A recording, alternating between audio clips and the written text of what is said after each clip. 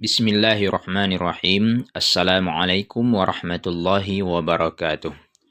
Alhamdulillahilladzi anzalal Qur'an hudan linnasi wa bayyinatin minal huda wal furqan. Ashhadu an la ilaha illallah wahdahu la syarikalah wa ashhadu anna Muhammadan abduhu wa rasuluh sallallahu alaihi wasallam la nabiyya ba'da. Pada kesempatan ini kita akan membahas tentang ilmu asbabun nuzul. Salah satu ilmu Al-Quran yang sangat signifikan untuk dipelajari agar bisa memahami Al-Quran secara baik dan benar adalah ilmu asbabun nuzul.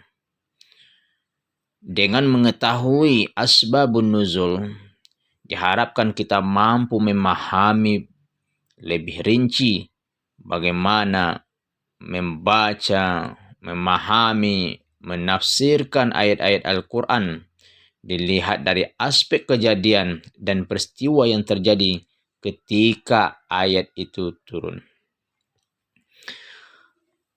Asbabun nuzul secara bahasa atau etimologi yaitu sebab-sebab yang melatar belakangi terjadinya sesuatu. Secara terminologi atau secara istilah, asbabun nuzul itu adalah kejadian atau peristiwa yang melatar belakangi turunnya ayat Al-Quran dalam rangka menjawab, menjelaskan, dan menyelesaikan masalah-masalah yang timbul dari kejadian tersebut. Jadi asbabun nuzul itu adalah kejadian atau suatu peristiwa yang melatar belakangi turunnya ayat Al-Quran. Baik itu dalam rangka menjawab pertanyaan, menjelaskan sesuatu, dan menyelesaikan masalah-masalah yang timbul dari kejadian tersebut. Kata Al-Jabari, Al-Quran itu diturunkan dalam dua bagian. Dalam dua bentuk. Yang pertama turunnya Al-Quran dengan sendirinya. Ya. Turunnya Al-Quran dengan sendirinya tanpa adanya sebab atau pertanyaan. Yang kedua turunnya karena ada suatu sebab. Seperti peristiwa atau pertanyaan. Nah, dari sini dapat kita pahami. Ketika ada yang bertanya, apakah semua ayat Al-Quran itu mempunyai asbabun nuzul? Jawabannya tidak. Ya, tidak semua ayat Al-Quran yang mempunyai asbabun nuzul.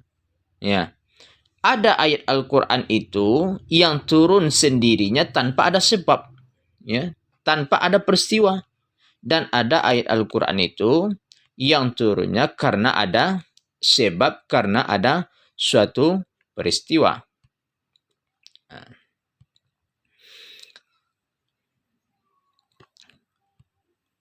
Apa urgensi, apa kegunaan daripada asbabun nuzul? Ya. Nah, mayoritas ulama berpendapat bahwa pengetahuan tentang asbabun nuzul ini sangatlah penting. Ya. Sangatlah penting. Terutama agar terhindar dari kesalahan yang mungkin terjadi dalam memahami maksud daripada Al-Quran itu sendiri. Ya. Jadi pengetahuan ilmu asbabun nuzul ini sangatlah penting sekali.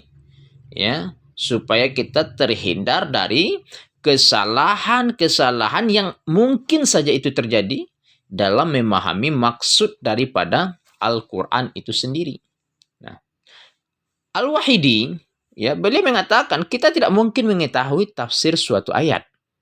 Ya, tidak mungkin kita mengetahui ya maksud dari suatu ayat tanpa kita mengetahui kisah yang melatar belakanginya dan penjelasan turun ayat tersebut. Nah, ya.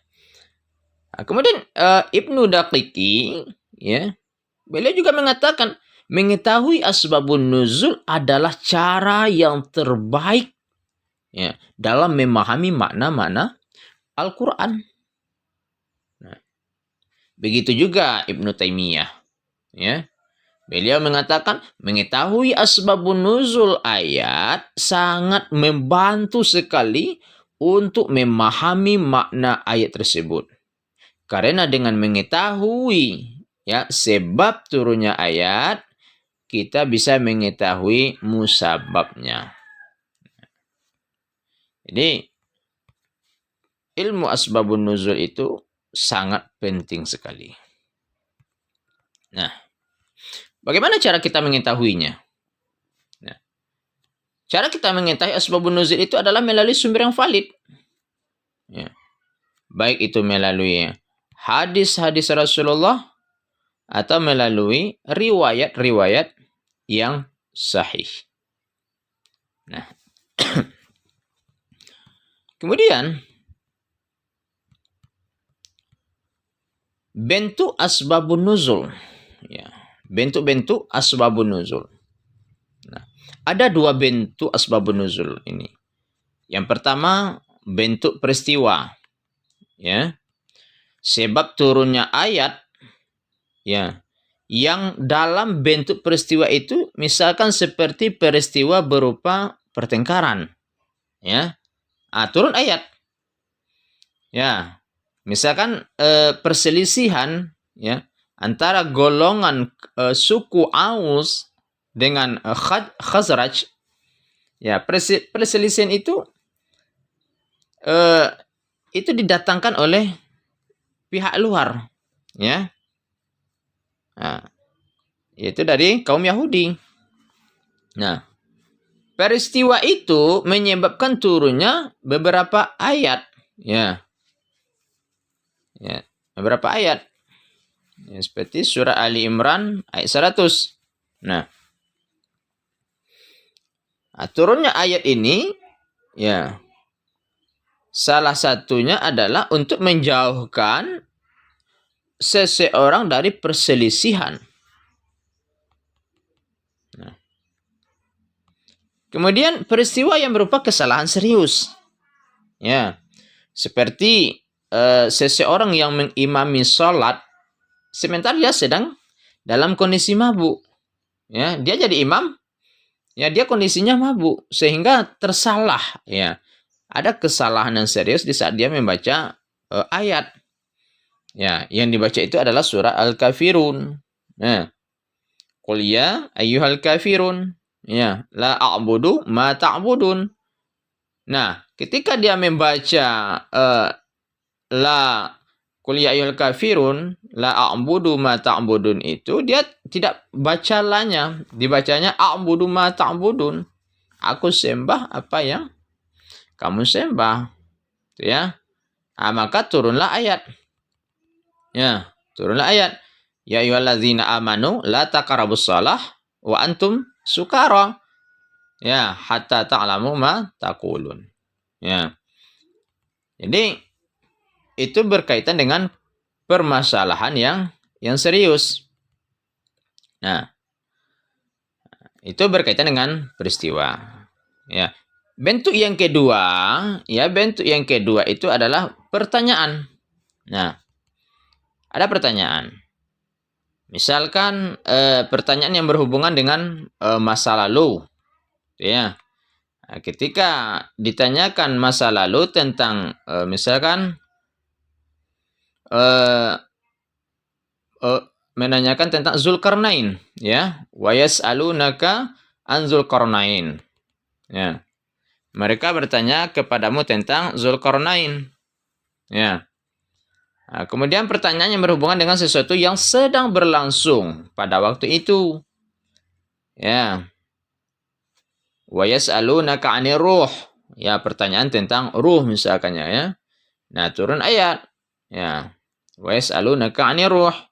Qulir ruh min amri rabbi. Ya. Wa ma utitum minal ilmi illa qalila. Ya. Nah, mereka bertanya kepadamu tentang ruh. Ya, qulir ruh min amri. Nah, katakanlah bahwa ruh itu urusan Tuhanku. Nah, jadi Ketika orang bertanya tentang ruh, ruh itu adalah urusan Allah, urusan Tuhan. Wa ma utitu minal ilmi illa qalila. Kamu tidak diberi ilmu kecuali sedikit. Jadi kita manusia ini, kita sebagai hamba ini, ilmu yang kita punya itu adalah sedikit. Ya, ibarat kita mencelupkan telunjuk kita ke dalam ke laut, ya. Nah, yang terbawa oleh telunjuk kita itulah ilmu kita. Dan yang selebihnya itu adalah ilmu Allah. Nah, jadi di sini menggambarkan kepada kita bahwasanya kita itu bukanlah siapa-siapa. Tidak boleh kita itu sombong. Tidak boleh kita itu angkuh. Ya. Jangan kita menganggap kita hebat dari orang lain, kita pintar dari orang lain, dan menganggap remeh orang lain. Itu tidak boleh. Ya. Wa ma utitum mina ilmi illa qalila. Ya. Dan kamu tidak diberi ilmu kecuali yang sedikit. Nah. Kemudian pertanyaan yang berhubungan dengan masa yang akan datang. Ya. Tadi masa lampau, ya masa yang sedang berlangsung pada waktu itu, kemudian masa yang akan datang. Nah, ada pertanyaan tentang kapan datangnya kiamat. Ya, yas'alunaka 'anis sa'ah ayyana mursaha. Ya, mereka bertanya kepadamu tentang kiamat bila terjadinya. Nah, jadi ayat ini turunnya berkaitan dengan pertanyaan. Nah, kemudian di dalam asbabun nuzul, ya, ulama menetapkan beberapa kaidah. Ya. Yang pertama kaidahnya, ya, kaidah asbabun nuzul, al-ibratu bi umumil lafzi la bi khususis sabab. Nah, yang dijadikan pegangan ialah keumuman lafaz, bukan kekhususan sebab. Nah, jadi ada kaidah yang pertama, ya, dalam memahami asbabun nuzul itu, ya, yang dijadikan pegangan ialah keumuman lafaz, bukan kekhususan sebab. Misal pada surat Al-Maidah ayat 38, Bismillahirrahmanirrahim, wasariqu wasariqatu faqta'u aydiyahuma jaza'an bima kasaba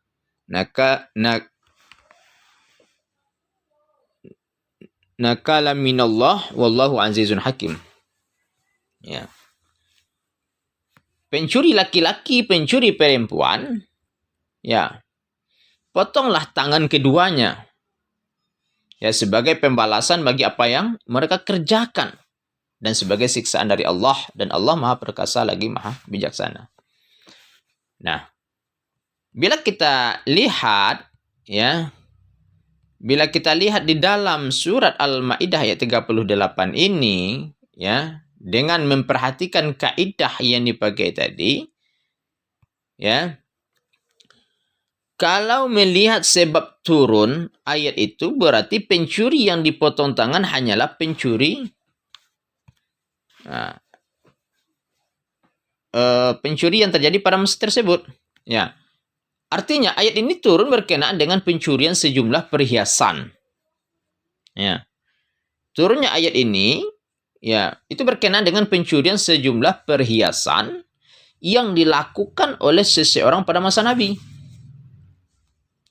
Tetapi ayat ini menggunakan lafaz umum, ya, lafaz umum. Nah, mayoritas ulama memahami ayat tersebut berlaku umum, ya, tidak hanya tertuju kepada yang menjadi sebab turunnya ayat, ya. Nah, kalau melihat sebab turun ayat, berarti pencuri yang dipotong tangan hanyalah pencuri emas saja. Jadi ketika ayat yang turun itu, ya, itu berkenaan dengan pencuri perhiasan yang terjadi pada masa Nabi. Nah, kalau dilihat, ya, atau dipahami ayat itu secara khusus, berarti ayat itu berlaku hanya bagi pencuri perhiasan saja. Tapi kalau melihat keumuman lafaznya, nah itu, ya, siapapun yang mencuri, bentuk apa saja hukumannya sama potong tangan. Ya. Baik dia mencuri emas atau tidak mencuri emas, ya. Atau dia mencuri kambing misalkannya, atau dia mencuri tanaman misalkannya. Ya, kalau dilihat dari keumuman lafaz daripada ayat tersebut, siapapun yang mencuri dan apapun yang dicurinya, baik emas, baik perhiasan atau yang lainnya, maka dia dikenakan hukum potong tangan. Maka berlakulah ayat tadi. Ya. Nah, kemudian ada kaidah yang kedua. Al-ibaratu bi khususis sabab la bi umumil lafzi. Yang dijadikan pegangan ialah kekhususan sebab, bukan keumuman lafaz. Nah, yang dijadikan pegangan adalah kekhususan sebab, bukan keumuman lafaz. Nah, kalau yang tadi, yang dijadi pegangan itu adalah keumuman lafaz, bukan kekhususan sebab. Nah, ini kebalikannya. Seperti pada surah Al-Baqarah 115. Walillahil masyriq wal maghrib fa'ainama tuwallu fasamma wajhullah. Innallaha wasi'un alim. Ya. Kepunyaan Allah timur dan barat. Maka kemanapun kamu menghadapkan, disitulah wajah Allah. Sesungguhnya Allah maha luas rahmatnya, lagi maha mengetahui. Nah, ayat ini turun berkenaan dengan kasus kelompok musafir, di mana mereka melaksanakan sholat di waktu malam hari, di mana pada waktu tersebut sangat gelap sekali, sehingga mereka tidak tahu arah kiblat secara pasti. Lalu mereka menghadap ke arah yang berbeda-beda. Nah, kalau peristiwa ini diajukan kepada Rasulullah, maka turun ayat tadi. Ya, maka turunlah ayat tadi. Walillahil masyriqu wal maghribu fa'inama tuwallu fasamma wajhullah. Nah, menghadap kiblat, ya, pada waktu sholat, ketika kita sholat, itu hukumnya wajib. Ya, syarat sahnya sholat itu salah satu adalah menghadap kiblat. Tidak sah sholat kalau tidak menghadap kiblat.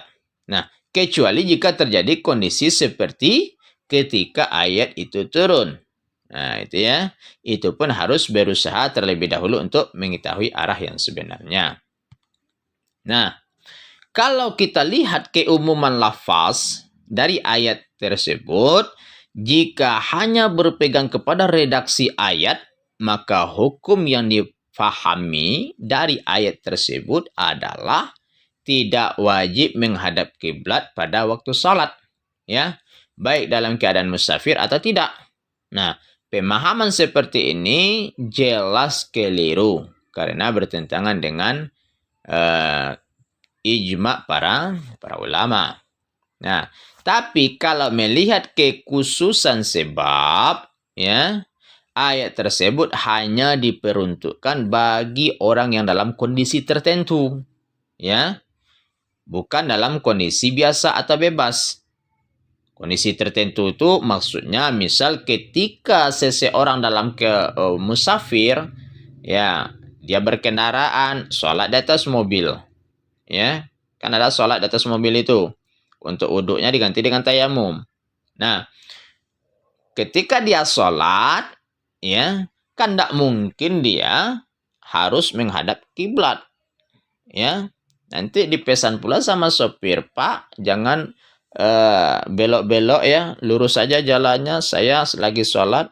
Nah, ini bahaya. Iyalah kalau jalan itu lurus. Dan lurus itu tertuju pula arahnya kiblat. Tapi kalau enggak, jalannya berbelok-belok, kiri kanan ada jurang. Nah, ini bahaya. Nah, jadi ayat itu dipahami karena melihat kekhususan sebab. Ya, diperuntukkan bagi orang-orang tertentu dalam kondisi tertentu. Oke, terima kasih. Sampai di sini pembahasan kita. InsyaAllah ada kesempatan lain kita akan sambung kembali. Banyak maaf. Fastabiqul khairat. Billahi taufiq wal hidayah. Wassalamualaikum warahmatullahi wabarakatuh.